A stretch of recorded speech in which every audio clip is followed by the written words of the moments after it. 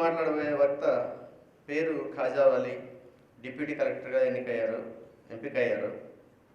ప్రస్తుతం టీచర్గా పనిచేస్తున్నారు. ఒక డిఫికల్ట్ బ్యాక్గ్రౌండ్ నుంచి వచ్చారు, పట్టుదలతో కృషితో ఇది సాధించారు. అతని అనుభవాల నుంచి కూడా మరి మనం ఎన్నో నేర్చుకోవచ్చు. ఖాజావలి గారు.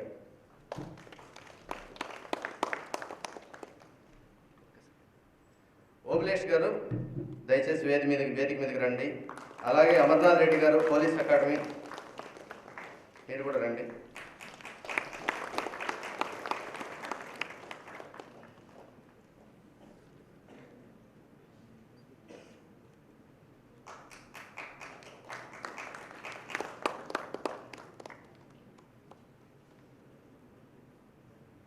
ఖాజావలి గారు. మిత్రులందరికీ నా యొక్క నమస్కారం. నా పేరు ఖాజావలి, మాది ప్రకాశం జిల్లా గిద్దలూరు. నేను ప్రజెంట్ స్కూల్ అసిస్టెంట్ మ్యాథమెటిక్స్ టీచర్గా పనిచేస్తున్నాను. నేను ఎక్కడ కూడా కోచింగ్ తీసుకోలేదు, కానీ ఫ్రెండ్స్ యొక్క ఇన్స్పిరేషన్ మరియు గ్రూప్ 1, గ్రూప్ 2 విజేతల యొక్క స్టోరీస్ చదివి వాళ్ళ ఇన్స్పిరేషన్ ద్వారా నేను గ్రూప్స్ ప్రిపేర్ అవ్వాలి అనేటటువంటి ఆలోచన నాలో కలిగింది. ఫస్ట్ ఆఫ్ ఆల్ నేను 2009లో ఒక డిఎస్సిలో మంచి డిస్ట్రిక్ట్ ర్యాంక్ సాధించడం ద్వారా నాలో ఒక నమ్మకం ఏర్పడింది అనమాట. అంటే గ్రూప్ 2, గ్రూప్ 1 లాంటి ఎగ్జామ్స్ కూడా ప్రిపేర్ అయితే సాధించవచ్చు మనం కూడా అనేటటువంటి ఇన్స్పిరేషన్తో నేను 2011 గ్రూప్ 1కు ఫస్ట్ ఆఫ్ ఆల్ అప్లై చేశాను. అప్పటి వరకు నేను ఏ ఎగ్జామ్స్ రాయలేదు గ్రూప్స్కి సంబంధించి. అయితే దానికి సంబంధించినటువంటి గైడెన్స్ కోసం కోచింగ్ వెళ్ళమని చాలామంది సలహా ఇచ్చారు. అయితే నేను అప్పటికే జాబ్ చేస్తున్నాను కాబట్టి నాకు అటువంటి అవకాశం రాలేదు. అంటే చాలామంది మెడికల్ లీవ్ అవి పెట్టుకొని వెళ్ళొచ్చు కదా అనుకుని చెప్పారు. అయితే మాకున్నటువంటి ఫైనాన్షియల్ సపోర్ట్ ఇంట్లో చాలా ఇబ్బందిగా ఉండేది. ఎందుకంటే నేను చిన్నప్పటి నుండి కూడా కూలీ పనులు చేసుకొని చదవడం జరిగింది. అంటే మా నాన్నగారు చిన్నప్పటి నుండి సిక్, నా గుర్తొచ్చినప్పటి నుండి ఆయన పని చేయలేనటువంటి స్థితిలో ఉండేవారు. మా అమ్మగారు వ్యవసాయ పనులు కూలీకి వెళ్ళి చదివిస్తూ ఉన్నటువంటి పరిస్థితిని చూసి నేను కూడా కూలీ పనులకు వెళ్ళేవాడిని. కూలీ పనులకు వెళుతున్నటువంటి సమయంలో మాకు శ్రీనివాసరావు సార్ అని మా ఉపాధ్యాయులు ఒక ఆయన నాకు డిగ్రీ వరకు కూడా సహాయ సహకారాలను, మోటివేషన్ అందించడం జరిగింది. 10th క్లాస్ నుండి కూడా అవసరమైనటువంటి ఆర్థిక స్థితిని కానీ, సహాయ సహకారాలను కానీ మా ఉపాధ్యాయులు అందించడం జరిగింది. తద్వారా నేను 10th క్లాస్, ఇంటర్మీడియట్, డిగ్రీ కూడా పూర్తి చేసుకోగలిగాను. డిగ్రీలో ప్రైవేట్ స్కూళ్ళల్లో ట్యూషన్స్ చెప్పుకొని వచ్చినటువంటి అమౌంట్తో చదువుకున్నాను. తర్వాత బీఈడి రాజమండ్రిలో నేను పూర్తి చేసిన వెంటనే డిఎస్సి జాబ్స్ పడ్డాయి. అప్పుడు రాసుకొని నేను ఎస్జిటి మరియు స్కూల్ అసిస్టెంట్ రెండింటిలో కూడా డిస్ట్రిక్ట్ టాప్ 2లో వచ్చాయన్నమాట. ఒకటి డిస్ట్రిక్ట్ ఫస్ట్ ర్యాంక్ వచ్చింది, ఒకటి వచ్చేసి డిస్ట్రిక్ట్ 4th ర్యాంక్ రావడం జరిగింది. ఆ తర్వాత రెండు సంవత్సరాలు ప్రొబేషనరీ పీరియడ్లో ఉన్నామన్నమాట. ఆ ప్రొబేషనరీ పీరియడ్లో చదవడానికి, అంటే కోచింగ్ తీసుకోవడానికైనా, ఎక్కడికైనా వెళ్ళి గైడెన్స్ తీసుకోవడానికైనా అవకాశం ఉండేది కాదనమాట. ఎందుకంటే ఒకవేళ మనం మెడికల్ లీవ్ పెట్టి వెళ్తే సర్వీస్ లాస్ అవుతుంది, ఇబ్బంది పడతారని చాలామంది సలహా ఇచ్చారు. అందువల్ల ఆ 2 years వరకు నేను గ్రూప్స్ అనేటటువంటి ఆలోచన నాలో రాలేదు. అనేది ఏ విధంగా వచ్చినా కూడా ఆ కాన్సెప్ట్ని బట్టి ఆన్సర్ ఈజీగా రాయడానికి అవకాశం ఉంటుంది. అదే మనం కోచింగ్కి వెళ్ళిన తర్వాత ఎలా ఉంటుందంటే ఒక విధానంలో, ఒక ధోరణిలో వాళ్ళు చెప్తారు. ఆ చెప్పినటువంటి విషయాన్ని మనం అలాగే చదివితే కుదరదు. అంటే చెప్పినటువంటి అంశాలకు కొన్ని అప్డేట్స్ సార్ గారు చెప్పారు ఇందాక, శ్రీకాంత్ సార్, కొన్ని అప్డేట్స్ మనము యాడ్ చేసుకొని చదివినట్లయితే ఈజీగానే ఉంటుంది. కానీ కేవలం ఆ మెటీరియల్ ఒకేలాగా చదివితే మాత్రము అక్కడ ఎస్సే రాయడానికి చాలా కష్టంగా ఉంటుంది అనమాట. మనం ఎప్పటికప్పుడు వాటిని అప్డేట్ చేసుకుంటూ నోట్స్ ప్రిపేర్ చేసుకోవాలి. నా వరకైతే నేను ఏం చేశానంటే కొన్ని కోచింగ్ సెంటర్ నోట్స్లు కూడా తీసుకున్నాను. అదేవిధంగా స్టాండర్డ్ బుక్స్ తీసుకొని సిలబస్ని దగ్గర పెట్టుకొని ఏ టాపిక్ ఎంత మ్యాటర్ సరిపోతుంది, దానికి సంబంధించినటువంటి అంశాలు ఏమేమి ఉంటాయి, దాన్ని జోడించవచ్చు అని ఒక టాపిక్ని తీసుకొని ఆ టాపిక్కి సంబంధించి నేను ఓన్గా నోట్స్ ప్రిపేర్ చేసుకొని ఆ టాపిక్ వెనుక కొంత ప్లేస్ని వదిలేశాను. ఎందుకని అంటే ఆ టాపిక్కి సంబంధించి ఏవైనా అప్డేట్స్ న్యూస్ పేపర్స్లో కానీ, ఆ టీవీ డిబేట్లలో కానీ ఏదైనా ఎక్స్ట్రా మ్యాటర్ మనకు లభించినట్లయితే దానికి అటాచ్ చేసుకొని ఆ నోట్స్ని అట్లా ఫుల్ఫిల్ చేసుకునేవాడిని. ఏంటంటే దానివల్ల మనకు అప్డేట్స్ అనేవి తెలిసిపోతాయి. అక్కడ క్వశ్చన్లు మనకు కరెంట్ అఫైర్స్ ఓరియంటెడ్ ఇచ్చినా కూడా, లేదంటే స్టాండర్డ్గా ఇచ్చినప్పుడు కూడా మనము ఓన్గా రాయాలి అంటే మనం అక్కడ ఉన్నటువంటి మ్యాటర్ని యాజ్ ఇట్ ఈస్గా రాస్తే మార్క్స్ పడే అవకాశం తక్కువగా ఉంటుంది. దానికి కరెంట్ అఫైర్స్ ఓరియంటెడ్గా అంటే దానికి అటాచ్ చేసుకున్నట్లయితే మనకు మార్క్స్ ఎక్కువ పడేటటువంటి అవకాశం ఉంది. కాబట్టి నోట్స్ ప్రిపేర్ చేసుకునేటప్పుడు మనం ఏం చేయాలంటే ఒక టాపిక్ తీసుకొని ఆ టాపిక్ సంబంధించి బేసిక్ నాలెడ్జ్ ఉంటుంది కొంత, అవి వివరంగా రాసుకోవాలి. ఆ తర్వాత కరెంట్ అఫైర్స్ ఓరియంటెడ్ ఏమైనా ఉన్నట్లయితే దానికి అటాచ్ చేసుకొని మనం నోట్స్ ప్రిపేర్ చేసుకోవాలన్నమాట. తర్వాత చాలామంది ఇవి ప్రిలిమినరీ పూర్తిగా అయిపోయిన తర్వాత ఆ రిజల్ట్ వచ్చిన తర్వాత మెయిన్స్ స్టార్ట్ చేస్తారు. అయితే అప్పుడు టైం అనేది మనకు చాలా తక్కువగా ఉంటుంది. మనం ఏం చేయాలంటే ప్యారలల్గా ప్రిలిమినరీ మరియు మెయిన్స్ ప్యారలల్గా స్టార్ట్ చేయాలి. అంటే ఎక్కువ సమయం ఒకవేళ ప్రిలిమినరీకి కేటాయించినా కనీసం 2-3 గంటలైనా మనము మెయిన్స్కి సంబంధించినటువంటి పేపర్స్ మీద కాన్సన్ట్రేట్ చేసినట్లయితే ప్రిలిమినరీ రిజల్ట్స్ తర్వాత మనకేమవుతుందంటే టైం కలిసి వస్తుందన్నమాట. తక్కువ టైంలో మనం రివిజన్ చేసుకోవడానికైనా, లేదంటే ఏ టాపిక్స్ అయితే మనం వదిలేసామో ఆ టాపిక్స్ని మళ్ళీ చదవడానికైనా అవకాశం ఉంటుంది. కానీ ప్రిలిమినరీ తర్వాత మనం ఒక్కసారిగా అవన్నీ చదవాలంటే మాత్రం కొంత బర్డెన్ అవుతుందన్నమాట. ఈ విషయాన్ని మన మిత్రులందరూ కూడా గమనిస్తే బాగుంటుంది. ప్యారలల్గా చదివినట్లయితే అంటే ప్రిలిమినరీకి ఎక్కువ టైం కేటాయించవచ్చు, ఆ మెయిన్స్కి కూడా మనం ఏం చేయాలంటే కొన్ని గంటలను ఖచ్చితంగా కేటాయించాలి.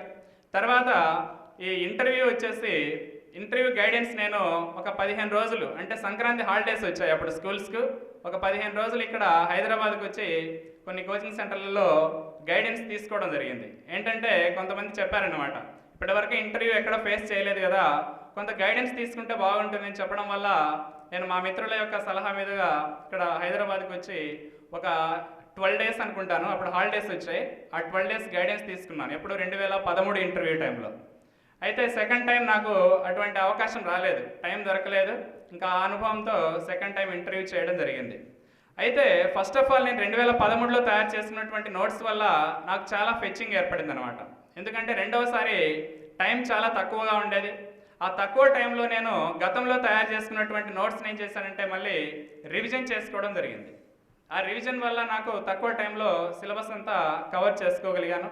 అయితే నేను మిత్రులందరికీ చెప్పేది ఏంటంటే మన యొక్క కుటుంబ పరిస్థితులు కావచ్చు, ఇంకా ఉద్యోగపరంగా కావచ్చు, రకరకాలైనటువంటి హర్డిల్స్ అనేవి మన అందరికీ ఉంటాయి. అయితే మనం ఏంటంటే నిరంతరంగా చదువుతూ ఉండాలి. ఏదో కేవలము నోటిఫికేషన్ పడినప్పుడు స్టార్ట్ చేసి ఆ నోటిఫికేషన్ పడిన తర్వాత మనం ప్రిపరేషన్ స్టార్ట్ చేస్తే మాత్రము టైం సరిపోదు. మనం ఏం చేయాలంటే కంటిన్యూస్గా ఒక 4 అవర్స్ కావచ్చు, 5 అవర్స్ కావచ్చు, మనకి ఎంత టైం అయితే అవైలబుల్గా ఉంటుందో ఆ టైంను మనం ఏం చేయాలంటే ఒక టైం టేబుల్ ఫ్రేమ్ చేసుకొని ఆ టైం టేబుల్ ప్రకారము మనం ప్రిపేర్ అయినట్లయితే నోటిఫికేషన్ పడిన తర్వాత మనకి ఈజీ అవుతుంది. అంతేగాని నోటిఫికేషన్ పడిన తర్వాతే స్టార్ట్ చేసి అప్పుడే అంతా చదవాలనుకుంటే మాత్రం కొంత బరువు అవుతుంది.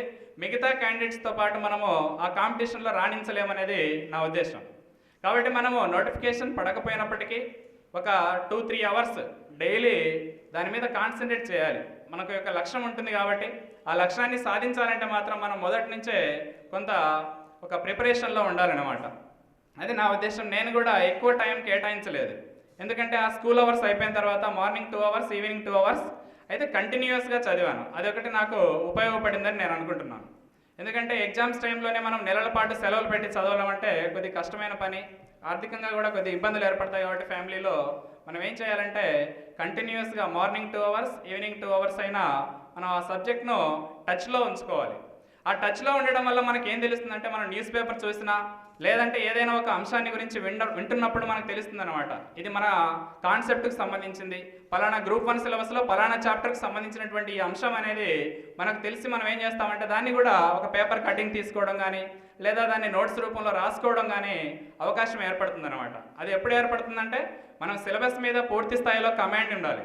అంటే ఏ చాప్టర్లో ఏ కాన్సెప్ట్ ఉంది, ఆ కాన్సెప్ట్కి సంబంధించి ఈ యొక్క న్యూస్ పేపర్స్లో ఏమొస్తుంది అనేటటువంటి ఆ అంశం మనకు తెలిసినట్లయితే మనం ఎక్కువ బట్టి రూపంలో కానీ ఎక్కువ సమయం కేటాయించకుండానే మనము ఆ కాన్సెప్ట్ను ఎగ్జామినేషన్లో ప్రజెంట్ చేయవచ్చు అనేది నా ఉద్దేశం. ఇంకా చాలామంది మ్యాథ్స్ బ్యాక్గ్రౌండ్ ఉన్న వాళ్ళ గురించి చెప్తున్నాను నేను. మ్యాథ్స్ బ్యాక్గ్రౌండ్ ఉన్న వాళ్ళు ఏంటంటే మ్యాథ్స్ నాకు బాగా వచ్చు కదా అని డైరెక్ట్గా మ్యాథ్స్ ఎగ్జామ్ అటెంప్ట్ చేస్తూ ఉంటారు. అటెంప్ట్ చేసినప్పుడు ఏమవుతుందంటే వీళ్ళు ఏదో షార్ట్ కట్ మెథడ్లో ఆన్సర్ చేయడం కానీ లేదంటే 2-3 స్టెప్స్లోనే ఆన్సర్ చేస్తుంటారు. ఇది గతంలో మనం చేసిందే కదా, నాకు మ్యాథ్స్ బాగా వచ్చు కదా అనేటటువంటి ఓవర్ కాన్ఫిడెన్స్తో అలా చేసిన వాళ్ళు మా మిత్రులు కూడా ఉన్నారు కొంతమంది. కాబట్టి దానివల్ల ఏమవుతుందంటే ఆ స్టెప్స్ అనేవి సరిగ్గా పడినప్పుడు మనకు 10 మార్క్స్ క్వశ్చన్ కేటాయిస్తే మనం 2-3 స్టెప్స్లో ఆన్సర్ చేస్తే దానికి మార్క్స్ పడవు అనేది నా ఉద్దేశం.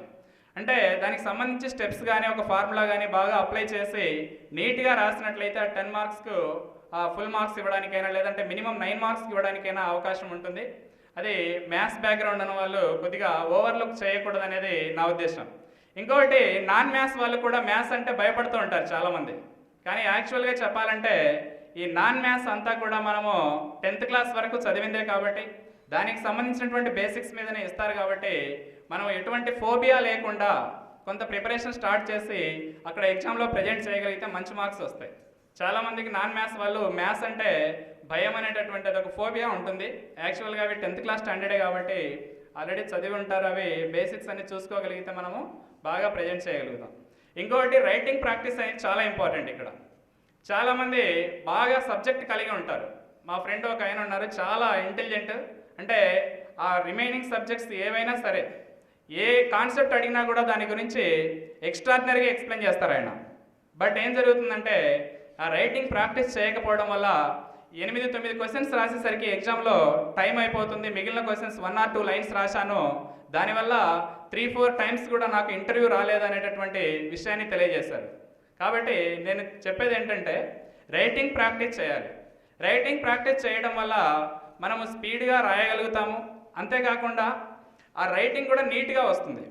జనరల్గా ఏం చేస్తారంటే ఫస్ట్ 2 క్వశ్చన్స్కి నీట్గా రాయడం రైటింగ్, టైం అయిపోయే కొద్దీ మనం ఏం చేస్తామంటే స్పీడ్ పెంచేసి చివరిలో రైటింగ్ మనకు కూడా అర్థం కానటువంటి పరిస్థితిలోకి వెళ్ళిపోతుంది. చాలామంది మిత్రులకు తెలిసి ఈ విషయము. కాబట్టి మనం రైటింగ్ ప్రాక్టీస్ చేసినట్లయితే ఏం జరుగుతుందంటే ఫస్ట్ టు లాస్ట్ వరకు మన రైటింగ్ ఒకేలాగా ఉంటుంది. వాస్తవంగా చెప్పాలంటే మన చేతి రాతే మన తలరాతను మారుస్తుంది, దాంట్లో ఎటువంటి డౌటే లేదు. మన చేతి రాత మీదే తలరాత ఆధారపడి ఉంటుంది. ఎందుకంటే ఆ రైటింగ్ అనేది మనం రాసినటువంటి కాన్సెప్ట్ పక్క వాళ్ళకి ఎగ్జామినర్కి అర్థమైతేనే మనకి మార్క్స్ పడేటటువంటి అవకాశం ఉంటుంది. కానీ మనం ఎంత నీట్గా ఎంత కాన్సెప్ట్ బేస్డ్ రాసినా కూడా అది అర్థం కానటువంటి పరిస్థితుల్లో ఎటువంటి ప్రయోజనం లేదనేది నా ఉద్దేశం. కాబట్టి ఈ యొక్క ఎటువంటి హర్డిల్స్ ఎదురైనా కూడా సహనంతో రాణిస్తేనే మనము గ్రూప్స్లో విజయం సాధించగలుగుతారు అనేది నా యొక్క ఉద్దేశం. ఎందుకంటే నాకు కూడా చాలా హర్డిల్స్ ఎదురయ్యాయి. అంటే ఇంట్లో పరిస్థితులు బాగలేకపోయినప్పటికీ అంటే నేను ఆ యొక్క లక్ష్యంతో సాధించాలనేటటువంటి తపన మనలో ఉంటే ఏదో ఒక సమయంలో మనం విజయం సాధిస్తాము అనేది నా యొక్క నమ్మకం. కాబట్టి మన యొక్క పరిస్థితులకు అనుగుణంగా మనము మన యొక్క ప్రిపరేషన్ ఫ్రేమ్ చేసుకొని ఒక కరెక్ట్ మార్గంలో నడుచుకున్నట్లయితే ప్రిపేర్ అయినట్లయితే ఖచ్చితంగా విజయం సాధిస్తారని నేను తెలియజేస్తున్నాను.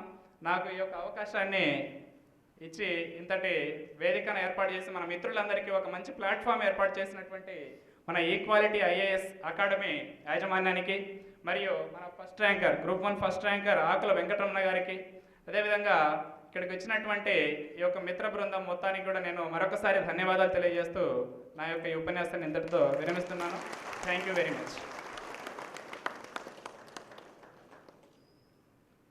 ఇప్పుడు నాగేష్ కుమారి తోట తను ఎంపీడీఓగా ఇప్పుడు వర్క్ చేయబోతున్నారు. ఇప్పుడు ఆల్రెడీ జాబ్ చేస్తున్నారు. తనకి దీర్ఘకాలికమైన ఎక్స్పీరియన్స్ ఉంది అన్ని ప్రిపరేషన్లకు సంబంధించి. దయచేసి ఆ మాటలు వినండి. నమస్కారం. ఇప్పుడు ఇక్కడ ఫస్ట్ టైం నేను మాట్లాడుతున్నాను. డయాస్ మీద నాకు ఒక అవకాశం వచ్చింది. ఇదే నా సక్సెస్ అని నేను ఫస్ట్ అని అనుకుంటున్నాను. ఎందుకంటే